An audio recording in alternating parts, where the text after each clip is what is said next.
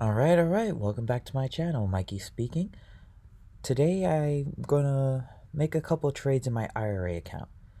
Quickly to go over an IRA account, I've talked about this briefly, but it actually allows you to get a tax deduction at the end of the year. For an IRA account, single person or filing single, you actually get a $6,000 deduction. So what I try to do between this and my other account, I make sure I have at least $6,000 of contribution so I can deduct it. Now I can't take this out until I retire, but the way I look at it is it's a way for me to invest and get a break off of my investments as well. So it's like my money's making money on top of making money. Anyways, this wasn't to explain IRA accounts. I'll go into more detail about that later. I was actually looking at Apple at this price range. Now, since this is my IRA account, I'm not waiting per se for any confirmation, so I am going to buy a couple shares of Apple here. I like to buy dividend stocks into my sorry, I like to buy dividend stocks into my IRA account. I almost said Apple account. So I was hoping it got close to $12, so I just did. Buy a couple more. I'm at 7 shares now, average $16. Now, I do think this has a very high likelihood of breaking $12. So I wanted to go over really quick. If you're to day trade, rephrase. If I was to day trade this one, I would actually wait to hit about $14. It broke into this little zone that I put out here. I'd buy some at 1467 and I would put a stop around 1424. Now, I wouldn't do this first thing in the morning. You see how volatile this is first thing in the morning. But more towards the afternoon, that would be at least a good zone for me. Of course, I would try to see how spready it is, how fast it's moving. May have to move it down to like maybe 1395, which wouldn't be a bad stop. But what you could also do is, so you can either start buying it at like 1467 or you can buy it after the break right here, 1426, and put a stop right below $14. Anyways, that's what I would do. I'm not trying to give you advice on what to buy, what to sell, where to sell things. It's just how I'm looking at things. All right. Now let's go over to the big chart. I did want to go over this. Actually, let's go to the daily. I don't know why those lines are there. I'm going to take care of that later. But I wanted to point out this zone for Apple. I feel like if Apple can get at 128, it's going to start rocking.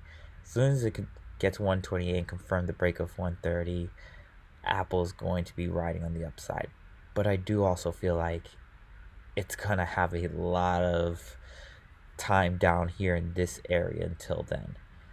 I have this zone marked out right here that I do like. Anyways, so purchased a couple shares of Apple. See, I have $84. I like T-Mobile. Sorry, AT&T, not T-Mobile. I like AT&T under $30. Now, both of these stocks that I'm buying do pay a dividends. So this one pays 52 cents per share. I have 15 shares. And actually, let's go back to Apple's dividends. Apple pays 82 cents a share. So if you had to just compare the dividends, T-Mobile, AT&T, I always say that because it's a T. AT&T pays a greater dividends. Now, I don't mind holding this one long term either. This is my IRA account, so the stocks I buy in here, again, I'm holding basically until I retire. I'll sell a lot of them as they hit really high zones, but I don't really care to sell anytime soon. Alright, so let's actually increase my amount of AT&T. Got it right that time. See, according to this, may be able to buy one more share. 87, nope. I can only buy 2 shares. That's a shame. Alright.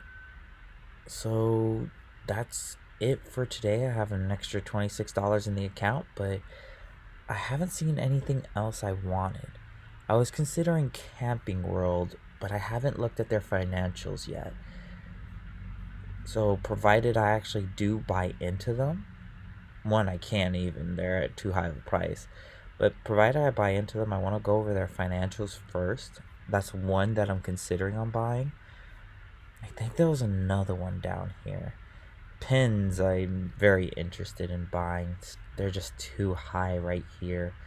I want to see them come back to around $30. Space is a very speculative play, if I can speak today. There goes my SWBI around $17 again. TPR I'm going to go over another day. I don't see anything else I want at the moment though. Nothing's really hitting my price targets. Or I just haven't done enough research on some of these. So I'm going to end it here as soon as I finish scrolling up, just to double check. Boeing, before I end this, Boeing has been getting wrecked. Going highs of 350s to 150. Now, this whole drop started because of some plane issues that they had, and then Corona. They just been getting wrecked. I do believe Boeing's not going to be going anywhere, just for the fact that they deal with the military. A lot of their they have contracts with the military, and yeah, I just really don't see Boeing going anywhere. But I do also want to look at their financials. Their earnings have been horrible. I know I zoned out this a while ago here. I want to see Boeing get to 170 before I even buy into them again, just to confirm their way up. If or flip side, I want to see them break 150. If they can break 150, I look at starting getting a position down here. All right, this time for sure. That's all I have for today. Hope you all have a wonderful day, and see you soon.